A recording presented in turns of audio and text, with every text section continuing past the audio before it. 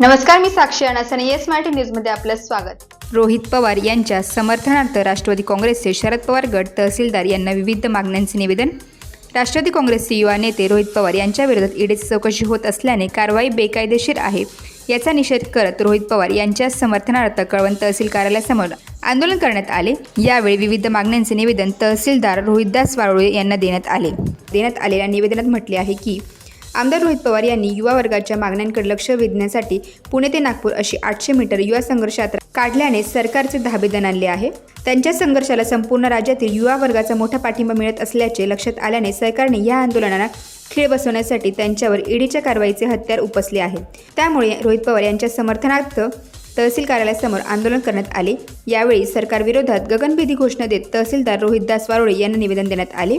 यावेळी तालुका अध्यक्ष संतोष देशमुख, योगेश पगार, ज्ञानदेव पवार, पोपट पाटील, अनिल पाटील, नामदेव गांगुर्डे, एकनाथ पाटील, महेश देवरे, विलास रौंदळ, अमोल खरणा, संजय पाटील, गोरख देवरे, रमेश कुवर, योगेश पवार आदींसह कार्यकर्ते उपस्थित होते. येस मराठीसाठी संदीप पाटील, कळवण.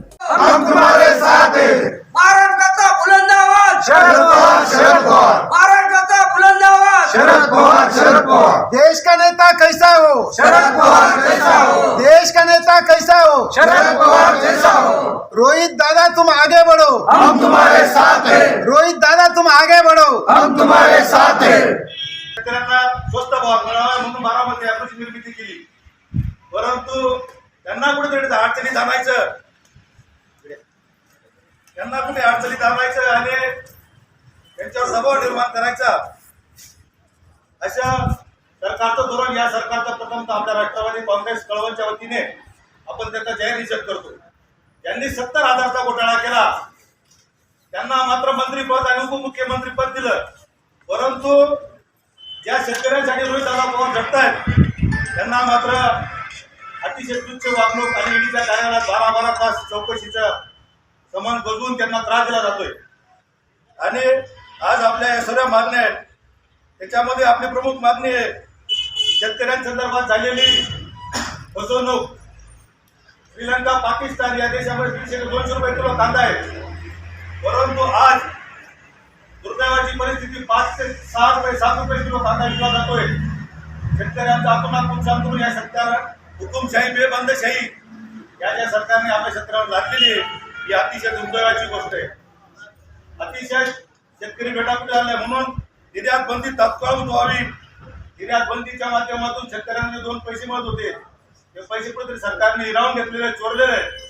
अशा वेळेस या सरकारचं या ठिकाणी आपली प्रमुख मागणी राहिलेली आहे.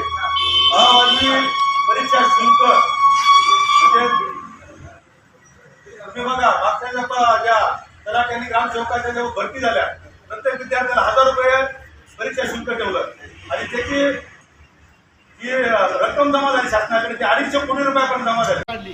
आणि कुठेतरी जन्मच त्यांच्या पाठीमागे उभं राहायला लागलं. आणि मोदी साहेब 1 महिना आधी बोलतात की 70,000 कोटीचा घोटाळा आम्ही काढू, आणि लगेच आजीदादांना जावं लागलं. म्हणजे पळकुटी आजीदादा म्हटलं तर वाईट, याच्यात वाटायचं काही कारण नाही.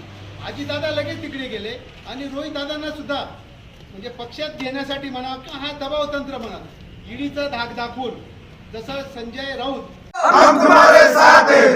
महाराष्ट्राचा बुलंद आवाज शरद पवार, शरद पवार. महाराष्ट्राचा बुलंद आवाज शरद पवार, शरद पवार. देश का नेता कैसा हो? शरद पवार जैसा हो. देश का नेता कैसा हो? शरद पवार जैसा हो. रोहित दादा तुम आगे बढ़ो, हम तुम्हारे साथ हैं. रोहित दादा तुम आगे बढ़ो, हम तुम्हारे साथ हैं.